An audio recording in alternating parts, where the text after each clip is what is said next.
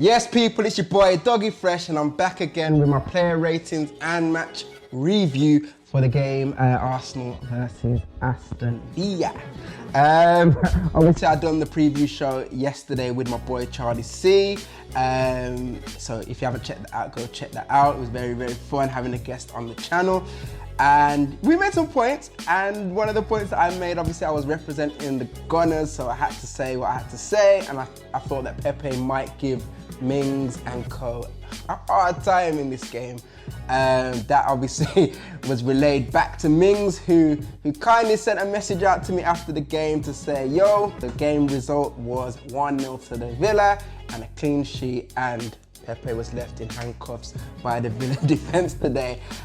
So yeah, I'm humbled. I respectfully take a win and a loss the same way. You know, we stay smiling, but very disappointing to see us go down in that manner.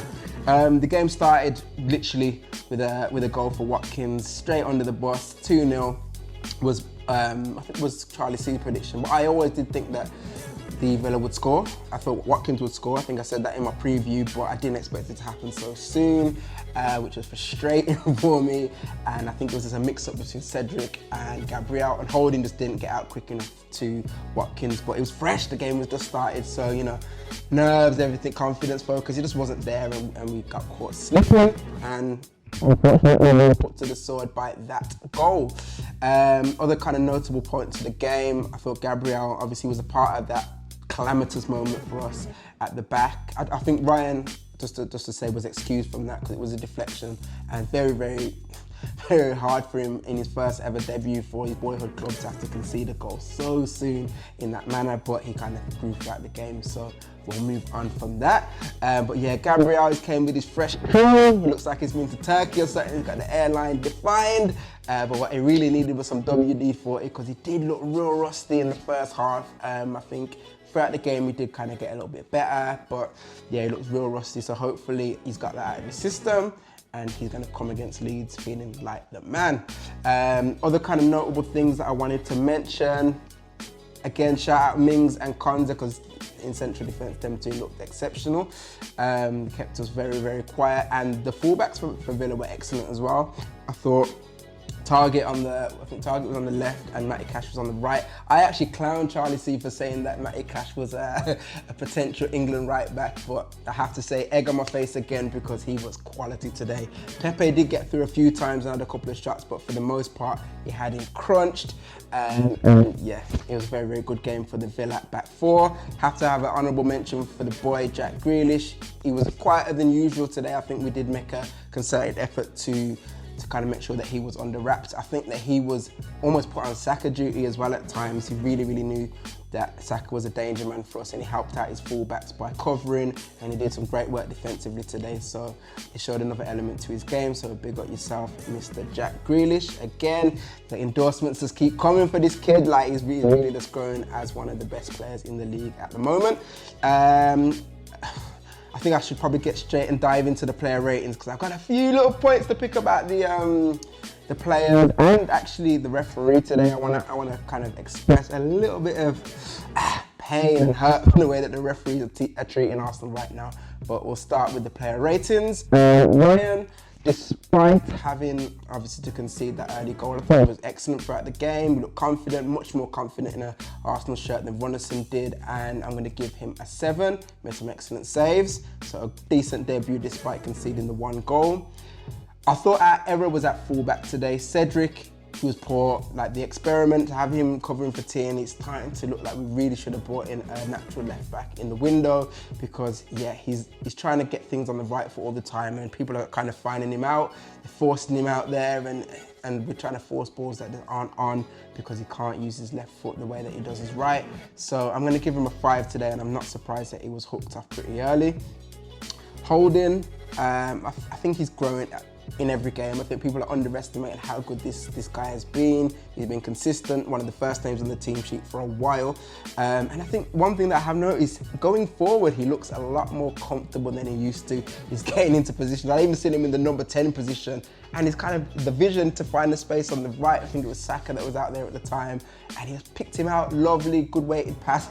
He's starting to look a bit like a 10. So yeah, I think I'm going to give Holding a 7. Gabriel, despite saying he needed a bit of WD-40 in the first half, I thought he came on leaps and bounds throughout the game, started to look for those probing passes, put some nice balls with his left, trying to find that the strikers and find the left-hand side, whoever was occupying it at the time. So I'm going to give Gabriel a 6. Bellerin frustrated me today again. I think he's making decent football decisions. I think he knows what he wants to do, but at times his executions has been poor. His crossing, his passing, the weight of it, and then he's not looking, because he's making so many mistakes in the fundamentals of the game when it comes to maybe just taking on someone with a burst of pace. He's not got the confidence to do so, and it was kind of telling today. You could see Saka and Pepe both on the right, getting a bit frustrated by his lack of movement down on an overlap like how Tierney does. So I'm going to give him a 4 today. Xhaka, again, nothing inspiring as such, but he was decent. I did want to see Ceballos come on for either Xhaka or Partey at some point today, because I felt we needed that more creative player in the middle who was going to probe and do something a little bit different. But yeah, I'm going to give him a 6 nonetheless. Partey, I did note in my group chat, I felt like he was looking a bit uninterested to me, and it was a shame to see him again hobble off, which is surprising for a player who's meant to be so robust in the middle. He seems to be made of glass. Like, what's going on? He's always coming off injured. He went off injured in Villa against the last game, and the same was happening here today. I'm going to give him a 5 because I just don't think he really did anything special today. He was a passenger for a lot of the game. Pepe, despite Mings' comments to me, I'm going to say that he was okay. Not as good as he has been in previous games, but nonetheless, he was still making chances. And if he'd found the bottom right-hand side with a few of his shots, we could have been looking at a completely different match review. So I'm going to give Pepe a 7, Saka the same. We talked about it with Charlie C, how able he is to play in different positions, his versatility, and he was great on the right, and then he went into left back. He just thought, yeah, I'll pop up there, do a job, and I thought he was excellent at left back. I said in my predicted lineup I would have started him at left back, so it was interesting to see Arteta do that towards the second half of the game when he was chasing the win. Who knows, maybe Arteta's listening to my channel as well as Ming, so we'll keep it moving and try and impart some wisdom on these professionals through the platform. Also, we've got Smith Rowe, who I thought, again, I wanted to see Odegaard come on and play in that position, which he did and look good, but Smith Rowe is looking tired, and I might think about freshening it up for the next game. I'm going to give him a 6 anyway, because I thought it was good. Lacazette, again, he does seem a bit nervous to do anything in the box. His work outside of the box, you can't fault, but when it comes to strikers, you want to see goals, you want to see movement in the box and getting on the end of things, and he's just not doing that. And I was speaking to a friend of mine about the game, we were just crunching it, he was giving me a little bit of corn about the result, and I made a point that I feel like Giroud would have been a great player in this team. The amount of crosses we put in, the way that we like to link the striker and the front three and have players running off them and stuff like that. I feel like Giroud would have been excellent in this system. But obviously he's a player of time gone by, and we don't see anything changing in that respect anytime soon. So Lacazette 6, substitute Aubameyang. Again, he just really didn't do anything today.